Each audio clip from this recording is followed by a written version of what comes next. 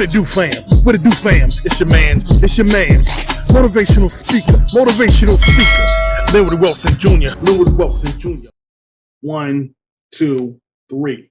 What it do, fam? It's your man's motivational speaker, Lenwood Wilson Jr. And this is AFG Success Affirmations for Growth.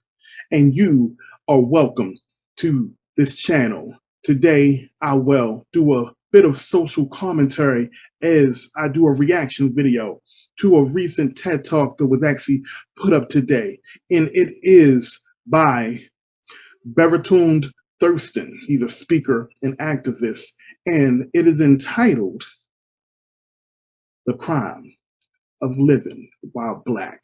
I would add to that, in America, if I made the title. If you love real stuff, social commentary, motivational speech, this is the place to come. I will continue with more videos of this type of matter, so please subscribe, share. Now, let's get into the video, fam.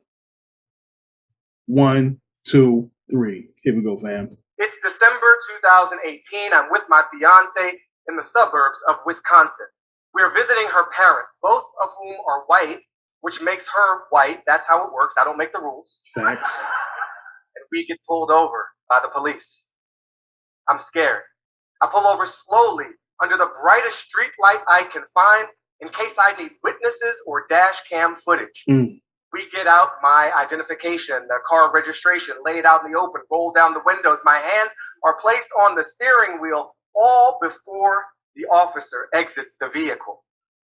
This is how to stay alive. Facts. As we wait, I think about these headlines. Police shoot another unarmed black person. The good news is our officer was friendly. She told us our tags were expired.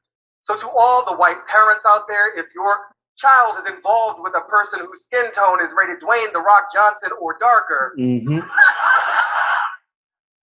to get that car inspected, update the paperwork every time we visit. That's just common courtesy. Great banter, I but survived facts. something that should not require survival. I'm going to replay that one more time. I survived something that should not require survival. And I think about this series of stories. Police shoot another unarmed black person. And that season, when those stories popped up everywhere. In 2018, those stories got changed out for a different type of story. Stories like white woman calls cops on black woman waiting for an Uber. White woman calls police on 8-year-old black girl selling water. Woman calls police on black family barbecuing at lake in Oakland. That was the now infamous barbecue Becky. Nonsense. A subject takes an action against the target engaged in some activity. California Safeway calls cops on black woman donating food to the homeless. Golf club twice calls cops on black women for playing too slow. In all these cases, the subject is usually white. The target is usually black, and the activities are anything from sitting in a Starbucks to using the wrong type of barbecue to napping to walking agitated on the way to work, which I just call walking to work. Now, this is the obligatory moment in the presentation where I have to say not everything is about race. Crime is a thing, should be reported, but ask yourself, do we need armed men to show up and resolve this situation? Because when they show up for me, it's different. Yes.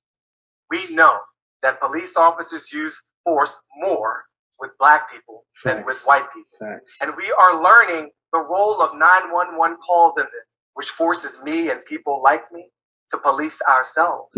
We maybe pull over to the side of the road under the brightest light we can find so that our murder might be caught cleanly on camera. And we do this because we live in a system in which so that our murder might be caught cleanly on camera. And brightest light we can find so that our murder might be caught cleanly on camera. And we do this because we live in a system in which white people can too easily call on deadly force to ensure their comfort. This is weaponized discomfort, and it is not new. From 1877 to 1950, there were at least 4,400 documented racial terror lynchings of Black people in the United States. They had headlines as well. Reverend T.A. Allen was lynched in Hernando, Mississippi for organizing local sharecroppers. Oliver Moore was lynched in Edgecombe County, North Carolina for frightening a white girl. Nathan Bird was lynched near Luling, Texas for refusing to turn his son over to a mob. We need to change the action, whether that action is lynches or calls police. I'm asking people here to see the structure, where the power is in it, and even more importantly, to see the humanity of those of us made targets by this structure. I am tired of carrying this invisible burden of other people's fears. Me too. And many of us are. And we shouldn't have to, because we can change this. Because we can change the action, which changes the story, which changes the system. Yes. That allows those stories to happen. Systems are just collective stories we all buy into. When we change them, we write a better reality for us all to be a part of. Thank you, ladies and gentlemen, for watching that video with me. The very riveting speech. He's on point and factual with everything he speaks of. When this was posted earlier, it was planned for a few minutes and no one had left a comment. And I left the first comment, and it was a simple comment saying, very riveting speech. I said it and forget it. Later on, there were all type of notifications, tons of messages, because that's how TED Talk was. And some of the responses to my message, to my comment, and some of the comments that I saw on there left a bad taste in my mouth. When other people of other cultures are speaking of their dismays, of their woes, of the changes that they want, Black people and Black culture, we do not dismiss y'all. We let y'all say what y'all gotta say and believe what y'all gotta believe. But whenever it's our time to stand up and say, this is what the fact is, this is what happened, and we want to do something to change the narrative, everyone wants to put their cause to the front first. Please, in the comments, we have free speech of a free world, but as one thing the speaker said, think of the humanity of the people being affected of what he's talking about. Think of how they feel when these things happen to them. Would you like it if someone laughed at you after you just got harassed by cops or you just got profiled or anything of that nature? No, you wouldn't. Would you like if it was a news clip of someone in your family, your child, of a situation in their past, and people wait on making a mockery of the news video clip? You wouldn't.